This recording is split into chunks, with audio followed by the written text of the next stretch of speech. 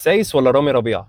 والله رامي ربيعه بقى كويس شويه، يعني اخر ماتش ده كان جامد، بس برضه رومان سايس في حته ثانيه بصراحه. لا، اختار رومان سايس. نصعبها شويه. صعبها. محمد الشناوي اه ولا ياسين بونو؟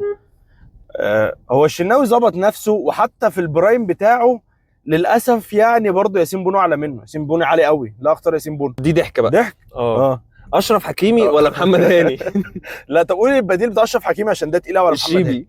الشيبي تقيل برضه عليه. لا، محمد هاني ما يخشش مقارنات، يخسر على طول. دي سهله بقى. سهله. اه. مزراوي ولا محمد حمدي؟ دي سهله ليهم.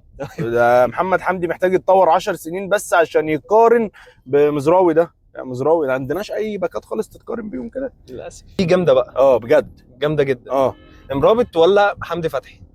بص، هي قريبه من بعض شويه، بس برضه مرابط في حته تانية. هو حمدي فتحي حلو، بس برضه للاسف مرابط هم كلهم كده كسبونا في كل حاجه للأسف. في الخمسه. بس اقول لك على حاجه، لما نلعبهم ما نكسبهم. احنا كعبنا عالي على المغرب، هم فرديه يكسبونا بس احنا نكسبهم في الملعب.